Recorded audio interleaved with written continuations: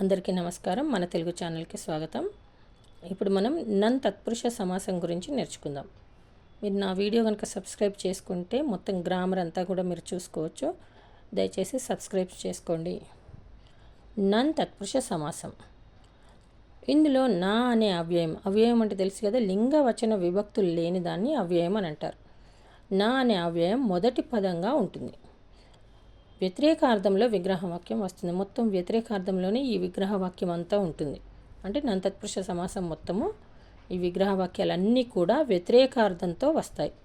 ఇది హల్లుపరమైతే అకారంగాను, అచ్చుపరమైతే అనిగాను వస్తుంది. హల్లుపరమైతే అకారంగాను, అచ్చుపరమైతే అనిగాను వస్తుంది. బాగా గుర్తుపెట్టుకోండి. ఉదాహరణలు చూడండి.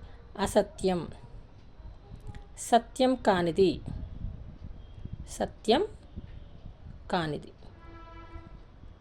వ్యతిరేకార్థం వచ్చింది చూడండి. అసత్యం అంటే వ్యతిరేక పదం, సత్యం కానిది. విగ్రహవాక్యం ఎలా ఉంది? వ్యతిరేకార్థంలో ఉంది. సత్యం కానిది అసత్యం. అధర్మం, ధర్మం కానిది అధర్మం. అబద్ధం, బద్ధం కానిది అబద్ధం. నిజం, బద్ధం అంటే బద్ధం కానిది అబద్ధం. అనుచితం, ఉచితం కానిది అనుచితం. అసాధ్యం, సాధ్యం కానిది అసాధ్యం. అన్యాయం, న్యాయం కానిది అన్యాయం. అజ్ఞానం, జ్ఞానం కానిది అజ్ఞానం. ఇవి వ్యతిరేకార్థంలో ఉన్నాయి, బాగా గమనించండి. అమంగళం, మంగళం కానిది. మంగళం కానిది ఏముంటుంది? అమంగళమే కదా. ఇది వ్యతిరేక అర్థంలో ఉంది ఈ విగ్రహవాక్యం. అనూహ్యం, ఊహ్యము కానిది. అక్రమం, క్రమం కానిది. అవినయం, వినయం కానిది. అభయం, భయం కానిది. అనంతం, అంతము కానిది. అజాత పక్షులు, జాత పక్షములు లేనివి. అవిరామం, విరామం లేనిది. అమూల్యం అంటే మూల్యం లేనిది. ఇది కూడా వ్యతిరేకార్థంలో ఉంది. అశ్రద్ధ, శ్రద్ధ లేనిది. అంటే శ్రద్ధ అంటే ఇంట్రెస్ట్ కదా, శ్రద్ధ లేనిది అశ్రద్ధ.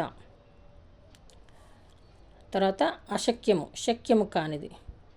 ఇవన్నీ కూడా మనకు విగ్రహవాక్యాలన్నీ కూడా ఎలా ఉంటాయి? వ్యతిరేకార్థంలో ఉంటాయి. ఇది అసత్యం, అధర్మం, అబద్ధం, అనుచితం, అసాధ్యం వస్తే ఇవన్నీ కూడా ఎలా రాయాలి?